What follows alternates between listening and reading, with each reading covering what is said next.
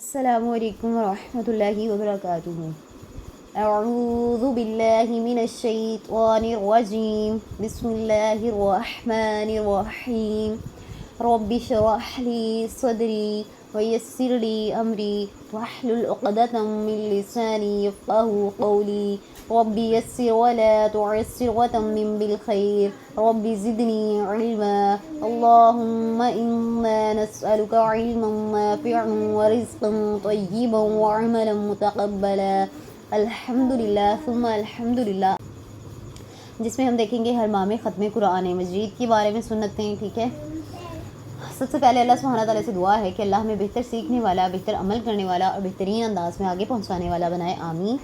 ارشاد نبی صلی اللہ علیہ وآلہ وسلم ہے، ہر مہینے میں قرآن پاک پڑھا کرو، ابو داؤد کی روایت ہے۔ اور ہر ماہ میں پورا قرآن مجید ختم کرنے کا طریقہ یہ ہے کہ ہر فرض نماز سے پہلے یا اس کے بعد کم از کم 4 صفحات کی تلاوت کریں۔ یوں دن اور رات میں 20 صفحات یعنی ایک پارے کی تلاوت ہوگی، اور اگر ہر روز اسی طرح کیا جائے تو 30 دنوں میں پورا جو قرآن مجید ہے وہ ختم ہو سکتا ہے، مکمل ہو سکتا ہے۔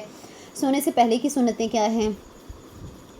سونے سے پہلے درجہ ذیل دعا کا پڑھنا مسنون ہے۔ اللہم بسمک اموت و احیا، اے اللہ میں تیرے نام کے ساتھ مرتی ہوں اور زندہ ہوتی ہوں۔ دونوں ہتھیلیوں کو اکٹھا کر کے ان پہ پھونک ماریں اور پھر آخری 3 صورتیں پڑھیں یعنی معوذات، اور اس کے بعد جہاں تک ہو سکے یعنی اس میں سورہ فلق آتی ہے، سورہ ناس اور سورہ اخلاص۔ اس کے بعد جہاں تک ہو سکے اپنی ہتھیلیوں کو اپنے جسم پہ پھیریں، اپنے سر اور چہرے سے شروع کریں اور جسم کے سامنے والے حصے پر ہتھیلیوں کو پھیریں، اور ایسا 3 بار کریں، بخاری کی روایت ہے۔ آیت الکرسی کو پڑھیں، اور اس کی فضیلت یہ ہے کہ جو آدمی اسے پڑھ لے ساری رات اللہ کی طرف سے اس کے لیے ایک محافظ اس کی نگرانی کرتا رہتا ہے اور شیطان اس کے قریب نہیں آتا، بخاری کی روایت ہے۔ ایک بہت پیاری جو ہے دعا ہے، اے میرے رب تیرے نام کے ساتھ میں اپنے پہلو بستر پر رکھا ہے اور تیرے فضل کے ساتھ ہی اسے اٹھاؤں گا، اور اگر تو نے میری روح کو قبض کر لیا تو اس پہ رحم کرنا، اور اگر تو نے اسے واپس لوٹا دیا تو اس چیز کے ساتھ حفاظت کرنا جس کے ساتھ تو اپنے نیک بندوں کی حفاظت کرتا ہے، سبحان اللہ۔ پھر ہے، اے اللہ بے شک تو نے میری جان کو پیدا کیا اور تو ہی اسے فوت کرے گا، تیرے لیے ہی اس کی موت اور اس کی زندگی ہے، اگر تو نے اسے زندہ رکھا تو اس کی حفاظت کرنا، اور اگر تو نے اسے مار دیا تو اس کی مغفرت کرنا، اے اللہ میں تجھ سے عافیت کا سوال کرتا ہوں، مسلم کی روایت ہے۔ پھر اپنا دایاں ہاتھ جو ہے وہ اپنے رخسار کے نیچے رکھ کر 3 مرتبہ یہ دعا پڑھیں، اللہم قینی عذابک یوم تبعث عبادک، اے اللہ مجھے اس دن اپنے عذاب سے بچانا جب تو اپنے بندوں کو اٹھائے گا، ابو داؤد ترمذی کی روایت ہے۔ 33 مرتبہ سبحان اللہ، 33 مرتبہ الحمدللہ اور 34 مرتبہ اللہ اکبر پڑھنا، بخاری اور مسلم کی روایت ہے۔ ان تسبیحات کے فوائد نماز کے بعد کی سنتوں میں درج جو ہیں وہ ہو چکے ہیں اور ہم پڑھ بھی چکے ہیں۔ الحمدللہ الحمدللہ الذی اطعمنا وسقانا وکفانا وآوانا فکم ممن لا اکافی له ولا مؤوی، تمام تعریفیں اس اللہ کے لیے ہے جس نے ہمیں کھلایا اور ہمیں پلایا اور ہمیں کافی ہو گیا اور ہمیں جگہ دی، بس کتنے لوگ ہیں جنہیں کوئی کفایت کرنے والا اور نہ جگہ دینے والا ہے۔ پھر ہے، اللہم عالم الغیب والشہادۃ فاطر السماوات والارض رب کل شیء وملکہ، اشہد ان لا الہ الا انت اعوذ بک من شر نفسی ومن شر الشیطان وشرکہ وان اقترف علی نفسی سوءا او اجرہ الی مسلم، ابو داؤد اور ترمذی کی روایت ہے۔ یہ دعا اور اس کا ترجمہ صبح و شام کے اذکار میں گزر چکا ہے۔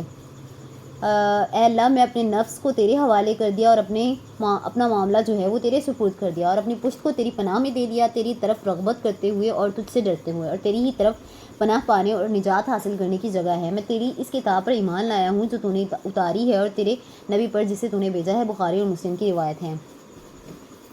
اے اللہ، اے 7 آسمانوں کے رب، اے عرش عظیم کے رب، اے ہمارے رب اور ہر چیز کے رب، اے دانے اور گٹھلی کو پھاڑنے والے، اے تورات، انجیل اور قرآن کو اتارنے والے، میں ہر اس چیز کی شر سے تیری پناہ میں آتا ہوں جس کی پیشانی کو تو نے پکڑ رکھا ہے۔ اے اللہ تو ہی اول ہے، پس تجھ سے پہلے کوئی چیز نہیں، اور تو ہی آخر ہے، پس تیرے بعد کوئی چیز نہیں، اور تو ہی ظاہر ہے، تجھ سے اوپر کوئی چیز نہیں، اور تو ہی باطن ہے، تیرے ورے کوئی چیز نہیں۔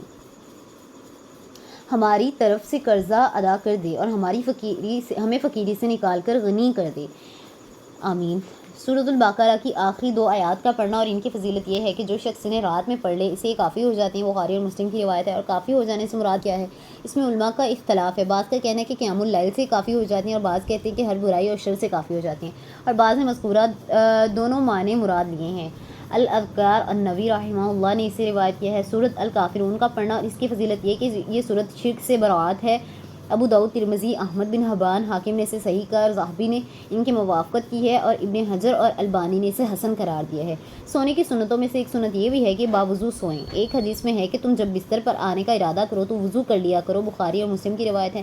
اسی طرح ایک سنت یہ بھی ہے کہ دائیں پہلو پر سوئیں، ارشاد نبی ہے پھر اپنے دائیں پہلو پر لیٹ جانا، بخاری اور مسلم کی روایت ہے۔ اور ایک سنت یہ ہے کہ اپنا دایاں ہاتھ دائیں رخسار کے نیچے رکھیں۔ رسول اللہ جب سوتے تو اپنا دایاں ہاتھ جو تھا وہ اپنے رخسار کے نیچے رکھ لیا کرتے تھے، ابو داؤد کی روایت ہے یہ۔ اور سونے سے پہلے اپنا بستر جھاڑ لے، ارشاد نبی ہے تم میں سے جب کوئی شخص جب اپنے بستر پر سونا چاہے تو اسے جھاڑ لے، کیونکہ اسے نہیں معلوم کہ اس کے جانے کے بعد اس پہ کیا آیا، بخاری اور مسلم کی روایت ہے۔